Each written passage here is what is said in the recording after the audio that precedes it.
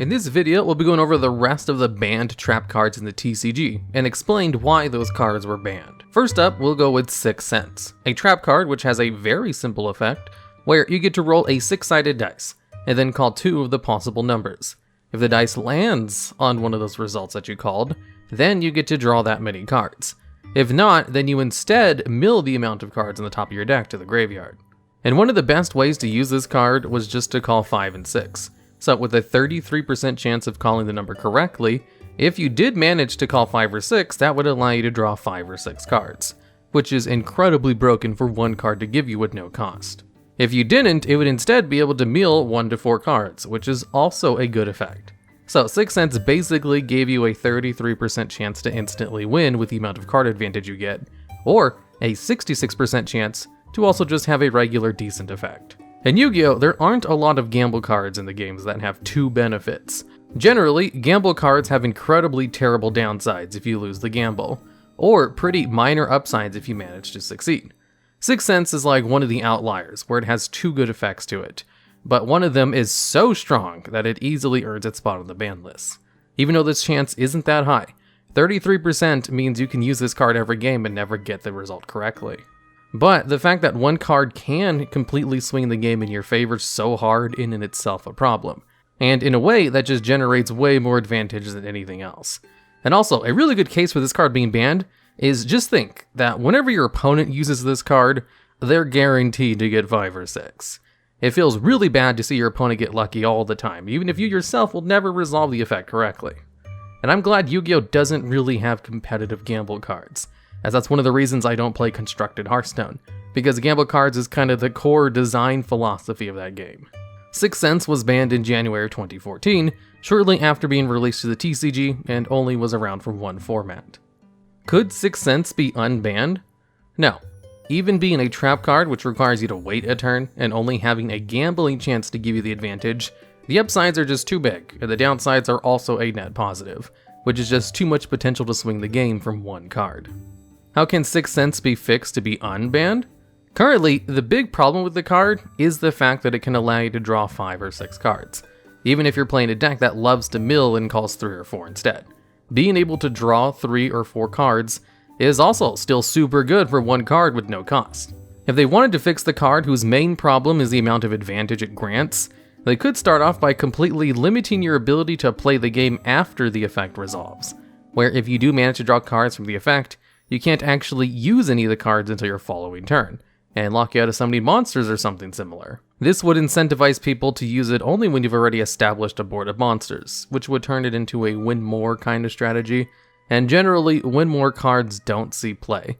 Since if you're in a winning position, you don't need cards in order to further that winning position with more advantage. Generally, if you're in a winning position, what you want are more lockdowns or floodgates. And if you're using it from a disadvantageous position, you wouldn't be able to use all that advantage it just gave you for a turn, which would only be useful in some certain kinds of decks. Adding a delay to the advantage is a good way to circumvent cards that grant you a lot of advantage. Just look at the card Ledger of the Ledgerman. It potentially allows you to go +2 in card advantage, but it makes you wait 3 turns before you're able to get that advantage, so it doesn't see any play.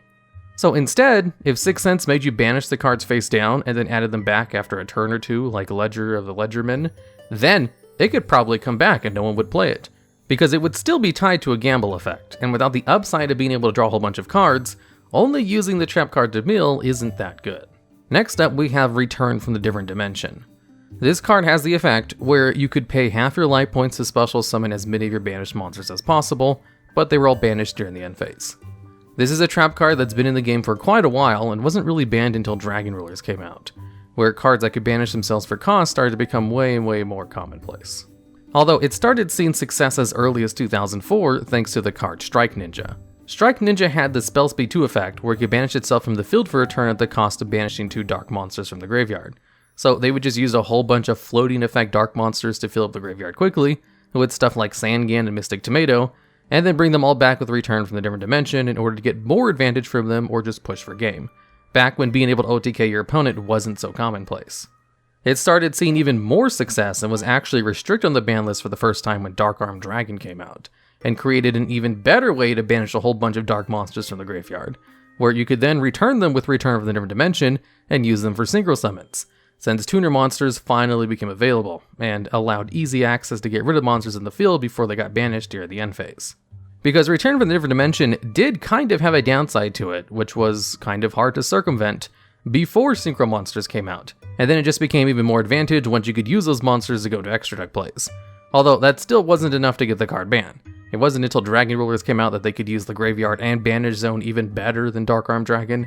That Return from the Different Dimension just proved to be too broken, and then they finally just banned the card in January of 2014. Can Return from a Different Dimension be unbanned? In its current state, no. There's even more cards that can make use of the Banish Zone than ever since 2014, and even though it's too slow for being a trap card, the power of the card is enough to basically win you the game on its own, in the same way as Soul Charge, another banned card. The potential to special summon up to 5 monsters with one card, with a downside that's kind of outdated, is just a plus in card advantage essentially. They can set up all kinds of gain states and recycle the effects to get even more advantage from those cards, since banishing monsters is supposed to be a really harsh cost, and this card just kind of turned that into an advantage, as even decks that love to banish their cards still love to have those cards brought back from the Banish Zone, like Thunder Dragons or Orcus. How could the card be fixed to be unbanned? Well, a pretty easy fix would be to disallow special summoning from the extra deck during the turn you use the card, as it would kind of have to be used in the same way it was used during the Strike and Ninja format, where you would just bring those cards out in order to use them for their actual monster card advantage, rather than being used as materials to go into extra deck plays. It would still be strong in some decks, but the real problem of this card is just how much better the extra deck has gotten over the years, and this card was already kind of broken when we only had Synchro and Xyz monsters.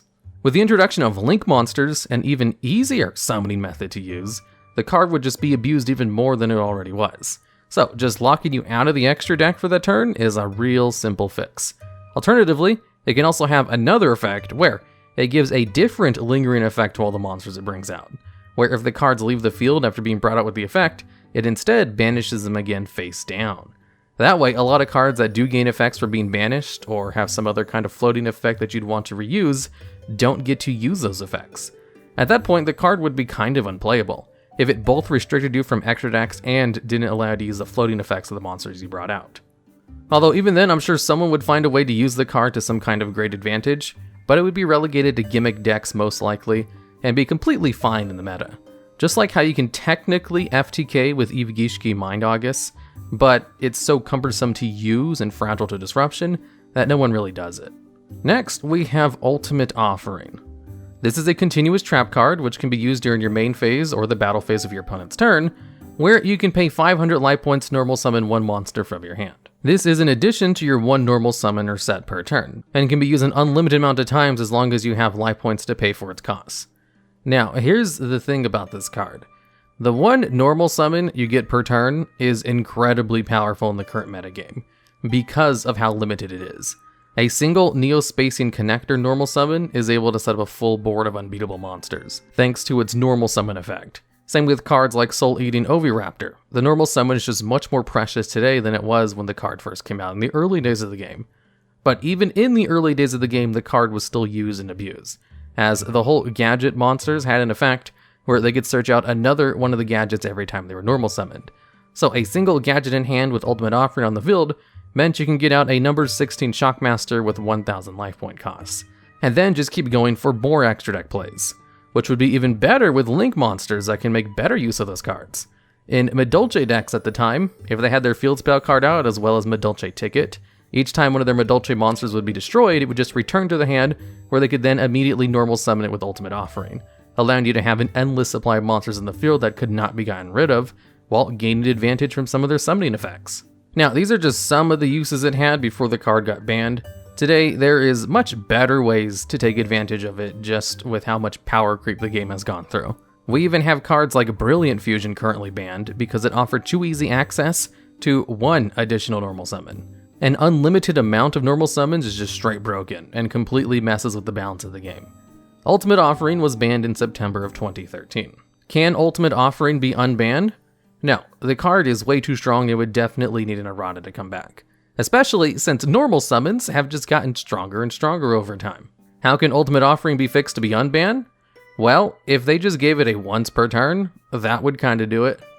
There are cards in the game that give additional normal summons that no one uses, because it's just not really useful unless you gain some other kind of advantage from it, or are able to just normal summon a whole bunch of times.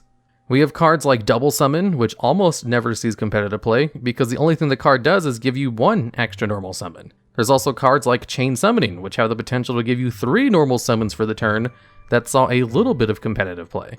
Getting 3 normal summons is a really good effect, but if you have to jump through hoops to get that effect, that kind of kills a lot of the viability of the card.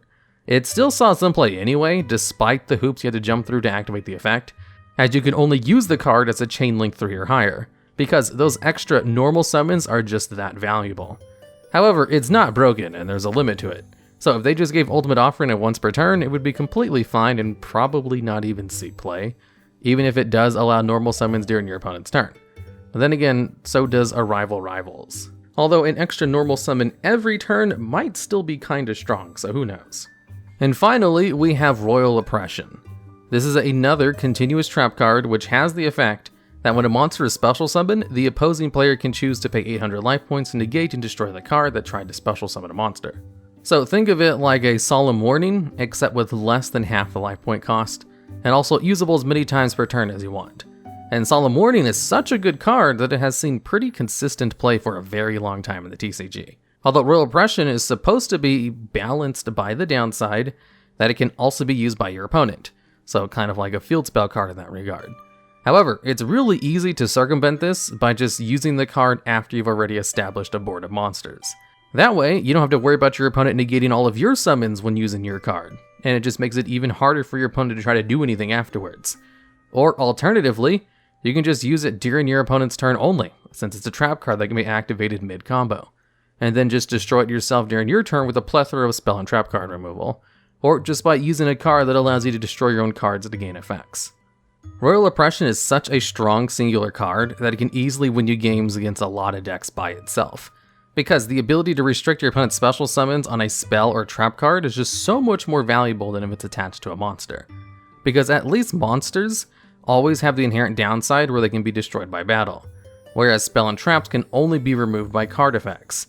And also, monsters require resources to put them on the field, whereas spell and traps can be placed directly from the hand without spending extra resources. Although even if its effect was attached to a monster, it would still be a really strong monster, which makes it even better that it's attached to a trap card that can be used at the right moment. Royal Oppression was banned in September of 2011, almost 8 years after the card came out. It was somewhat fine in the early days of the game when people weren't special summoning like crazy, but now the name of the game is special summon as many monsters from the extra deck as possible, so it just gives a huge advantage to decks that don't rely on special summons, and just a normal big advantage to decks that do, and can just play around the effect anyway. Can Royal Oppression be unbanned? Probably not. There are some really powerful floodgates in the game already, like Mystic Mine or even There Can Be Only One, but those ones have a lot of leeway with how you can play around them at least.